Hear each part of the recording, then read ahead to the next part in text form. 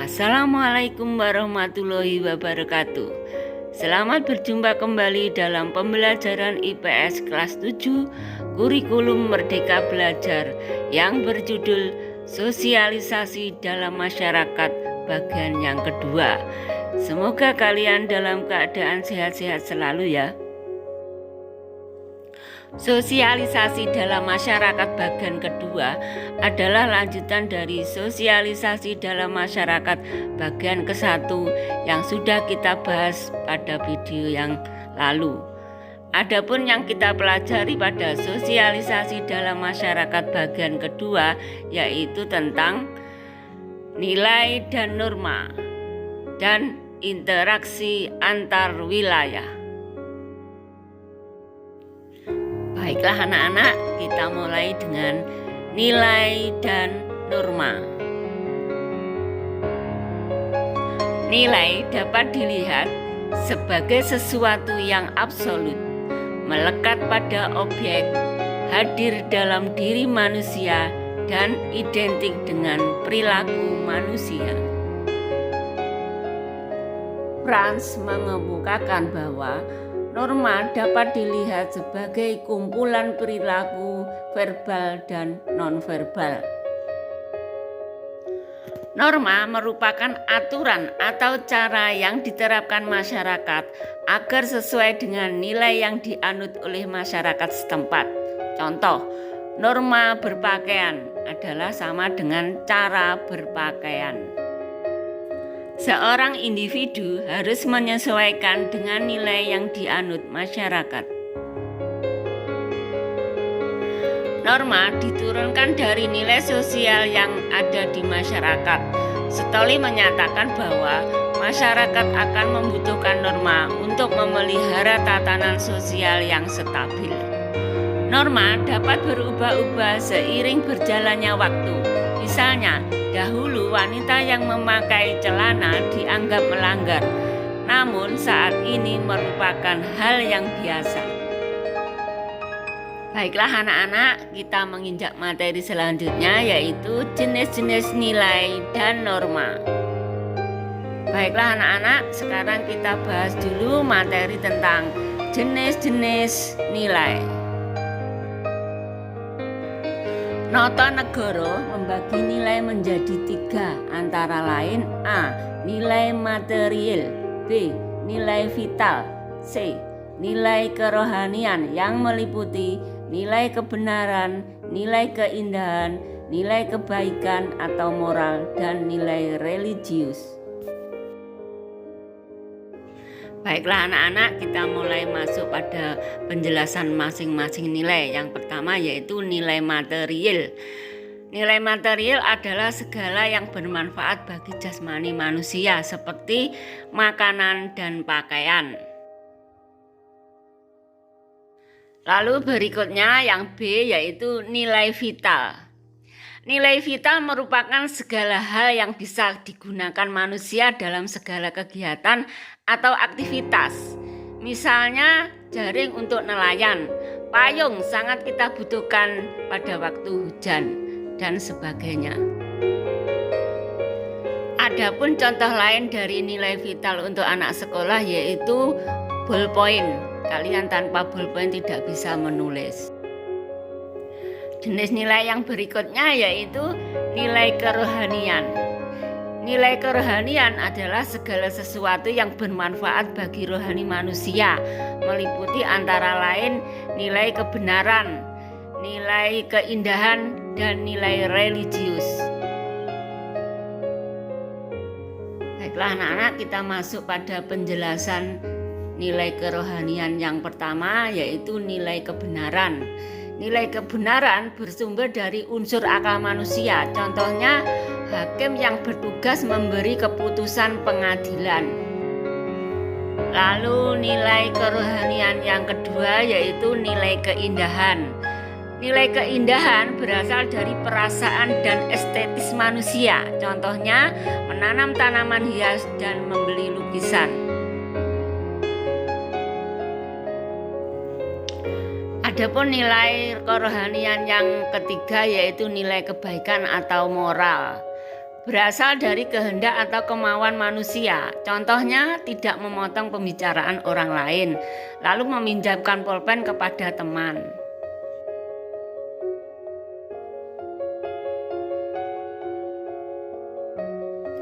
Berikutnya adalah nilai kerohanian yang keempat, yaitu nilai religius. Nilai religius merupakan nilai ketuhanan yang tertinggi dan mutlak. Contohnya, beribadah tepat waktu, menjalankan perintah agama yang dianut, dan sebagainya. Baiklah anak-anak, sekarang kita lanjutkan dengan materi berikutnya, yaitu jenis-jenis norma. Antara lain norma agama, norma kesusilaan, norma kesopanan, dan norma hukum.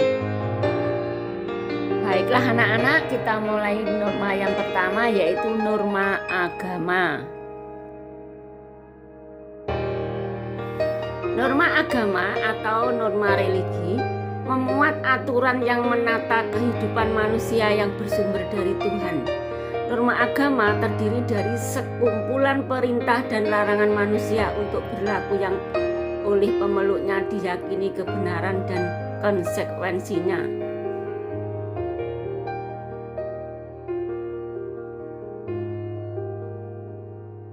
Norma agama tersebut tidak hanya mengatur hubungan vertikal antara manusia dengan Tuhan atau ibadah, tetapi juga hubungan horizontal, yakni hubungan sesama manusia.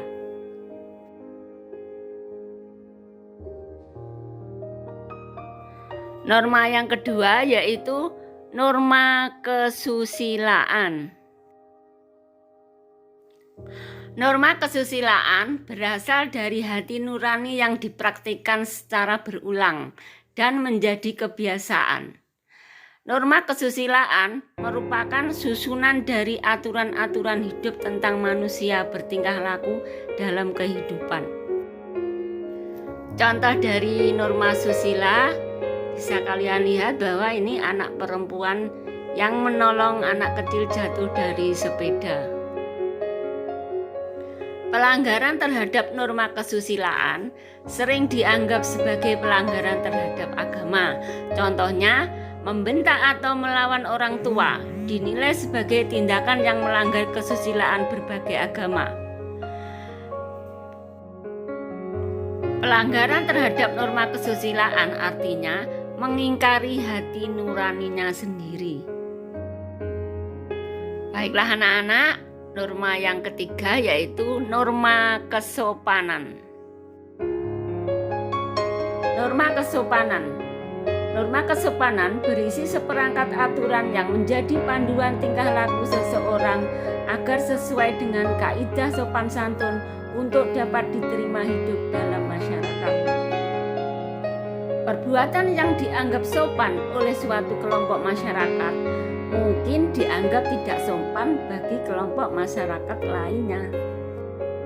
Sebagai contoh norma kesopanan, anak duduk di kursi, sedangkan orang tua duduk di lantai.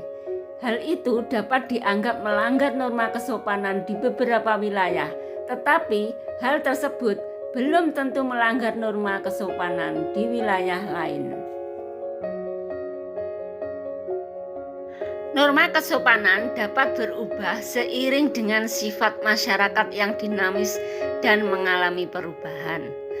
Pelanggaran terhadap norma kesopanan akan memperoleh sanksi antara lain berupa sindiran, celaan, teguran, bahkan diasingkan oleh masyarakat. Berikutnya, norma yang terakhir yaitu norma hukum.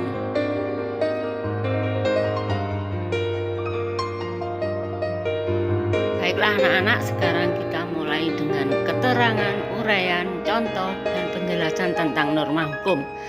Norma hukum tersusun atas aturan-aturan yang dibuat lembaga-lembaga resmi tertentu, seperti lembaga pemerintah suatu negara.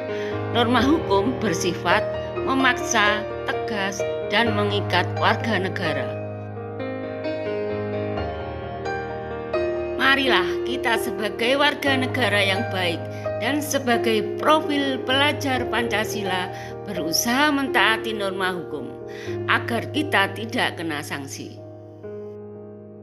Inilah contoh-contoh tentang norma-norma hukum. Bersepeda sesuai dengan peraturan lalu lintas adalah berjajar satu-satu di belakang, jangan ke samping. Hal di atas berarti kita tidak melanggar norma hukum karena mentaati lalu lintas. Perhatikanlah video berikut ini tentang cara bersepeda. Aksi kita go! Aksi kita! Yes! Aksi kita go! Aksi kita! Yes! Aksi kita go! Aksi kita! Yes! Selanjutnya, berikut adalah contoh dari pelanggaran norma hukum bagi pelanggaran lalu lintas. Seorang polisi menghentikan seorang pengendara roda 2 yang mencoba untuk menghindari razia lalu lintas.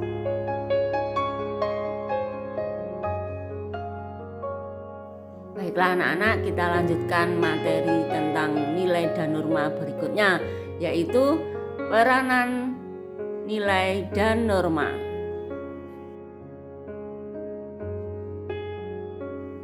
Baiklah anak-anak, peranan nilai dan norma. Nilai dan norma dibutuhkan dalam masyarakat. Berikut peran nilai dan norma lainnya, antara lain 1. Mengatur kehidupan masyarakat untuk membentuk pola perilaku masyarakat yang tidak merugikan atau merusak tatanan yang ada dalam masyarakat. 2. Menyeimbangkan hak dan kewajiban dalam masyarakat sehingga tidak ada pihak yang merasa tidak adil. Berikut adalah peranan nilai dan norma yang ketiga. Nilai berfungsi sebagai alat motivasi dan kontrol sosial. Norma merupakan pedoman bagi individu untuk berlaku di dalam masyarakat. Norma juga berperan untuk mengatur, mengendalikan, memberi sanksi, memaksa anggotanya untuk bertingkah laku di tengah masyarakat. Demikianlah anak-anak materi tentang nilai dan norma. Untuk materi yang selanjutnya, sub tema bagian 5, yaitu kita lanjutkan dengan interaksi antar wilayah. Baiklah, sekarang kita mulai dengan sub tema pada subtema sosialisasi dalam masyarakat yang terakhir, yaitu interaksi antar wilayah. Fenomena perbedaan satu tempat dengan tempat lain menjadikan tempat tersebut unik. Interaksi merupakan peristiwa saling mempengaruhi daya, objek, atau tempat satu wilayah dengan wilayah lainnya. Setiap wilayah memiliki potensi sumber daya dan kebutuhan yang berbeda-beda dengan tempat lainnya. Potensi sumber daya dan kebutuhan yang berbeda inilah yang mendasari terjadinya interaksi antar wilayah dalam rangka memenuhi kebutuhan. Berbagai karakteristik muka bumi dapat mempengaruhi mata pencaharian, antara lain daerah pantai, daerah pedesaan, dan perkotaan. Baiklah anak-anak, kita mulai dengan mata pencaharian yang ada di daerah pantai, antara lain nelayan, pelabuhan, bongkar muat barang, menyewakan perahu, wisata, villa, petani garam, berjualan souvenir, berjualan makanan, dan sebagainya. Berikutnya adalah mata pencaharian yang ada di daerah pedesaan, antara lain menanam padi dan tumbuhan lainnya, lalu beternak, perikanan, dan sebagainya. Lalu berikutnya adalah daerah perkotaan. Mata pencaharian daerah perkotaan adalah bermacam-macam atau dengan istilah heterogen, antara lain industri, karyawan, pegawai, pertokoan, pedagang, pengusaha, dan sebagainya. Selain itu, interaksi antar ruang seperti kawasan pesisir yang menghasilkan hasil laut dan dataran tinggi penghasil sayuran tidak hanya dipengaruhi karena perbedaan bentuk muka bumi. Jaringan jalan dan transportasi juga mempengaruhi interaksi tersebut untuk memenuhi kebutuhan yang tidak ada di daerahnya. Sebagai contoh, pedesaan menghasilkan sumber pangan yang dibutuhkan penduduk perkotaan. Lalu, kota menghasilkan berbagai barang industri yang dibutuhkan penduduk pedesaan. Interaksi juga dapat terjadi antara satu kota dengan kota lain, yaitu berupa pertukaran barang dan jasa. Interaksi antara pedesaan dan perkotaan didasari atas perbedaan karakteristik wilayah yang mempengaruhi hasil produksi yang didukung oleh jaringan jalan yang baik, sehingga dapat terjadi pertukaran barang. Berikut merupakan perbandingan karakteristik wilayah pedesaan dan perkotaan. Berikut merupakan perbandingan karakteristik wilayah pedesaan dan perkotaan.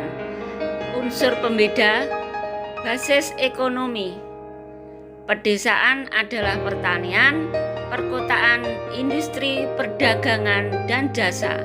Yang kedua, unsur pembeda mata pencaharian di pedesaan adalah agraris dan bersifat homogen. Kalau di perkotaan non-agraris bersifat heterogen. Lalu yang ketiga adalah unsur pembeda adalah musim atau cuaca. Di pedesaan, musim dan cuaca sangat penting dan menentukan. Sementara di perkotaan, musim dan cuaca tidak terlalu penting. Lalu yang keempat, rumah dan tempat kerja. Di pedesaan dekat, sementara di perkotaan, rumah dan tempat kerja berjauhan. Lalu berikutnya yang kelima, unsur pembedanya adalah kepadatan penduduk. Di daerah pedesaan, kepadatan penduduk tidak padat, tetapi di perkotaan, kepadatan penduduk sangat padat. Berikutnya yang nomor 6, unsur pembeda stratifikasi sosial. Stratifikasi sosial di pedesaan sederhana dan sedikit, sementara stratifikasi sosial di perkotaan sangat kompleks dan banyak. Lalu yang nomor 7, unsur pembeda diferensiasi sosial. Diferensiasi sosial di pedesaan kecil dan homogen. Sedangkan diferensiasi sosial di perkotaan kompleks dan homogen.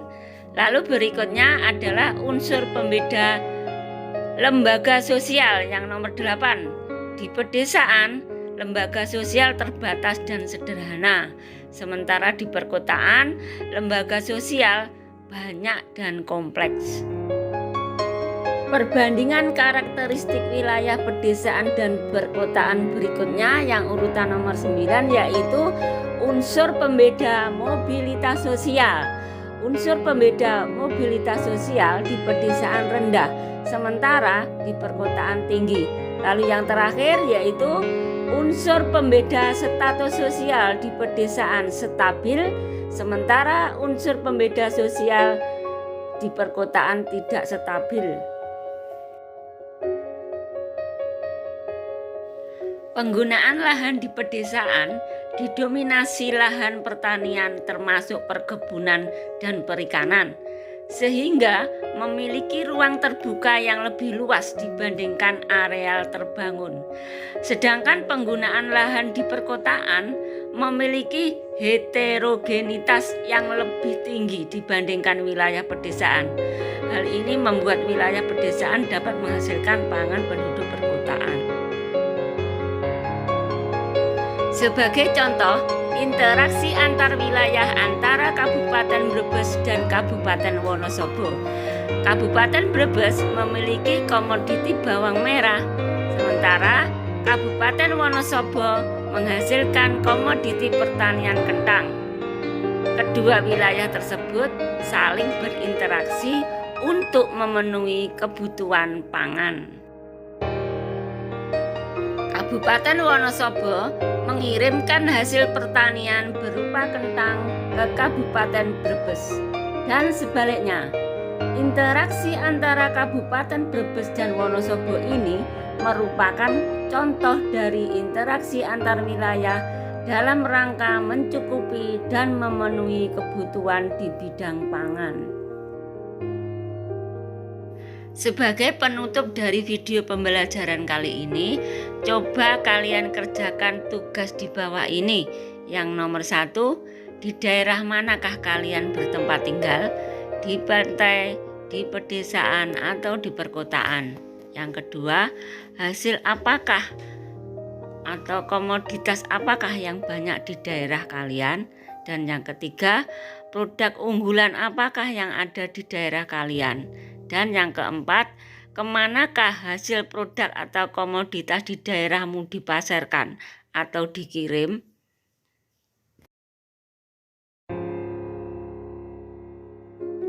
Untuk dapat mengerjakan tugas tersebut, kalian harus melakukan pengamatan di mana kalian tinggal, misalnya di daerah pedesaan, di daerah pantai, atau di daerah perkotaan. Lalu, hasil apa saja yang banyak terdapat di daerah kalian? Lalu menanyakan kepada orang tua, saudara, kakak, adik, dan sebagainya terkait dengan barang-barang yang banyak dihasilkan di daerah kamu itu dipasarkan, dikirim, atau dibawa kemana oleh masyarakat, dan seterusnya. Setelah itu, silakan kalian tulis, lalu dikumpulkan kepada guru mata pelajaran IPS kelas 7. Jangan lupa kalian foto hasil produksi, kegiatan, dan lokasi tempat tinggal kalian. Maka kerja kalian akan lebih konkret dan lebih jelas. Saya kira sekian anak-anak tugas yang harus kalian kerjakan. Dan kalau sudah selesai, jangan lupa kumpulkan tugas kalian pada guru mata pelajaran IPS kelas 7. Baiklah anak-anak, saya kira saya akhiri sekian video pembelajaran IPS kelas 7 kurikulum Merdeka Belajar. Selamat belajar dan mengerjakan tugas. Sampai berjumpa kembali pada pembelajaran IPS kelas 7 kurikulum Merdeka Belajar berikutnya. Wassalamualaikum warahmatullahi wabarakatuh.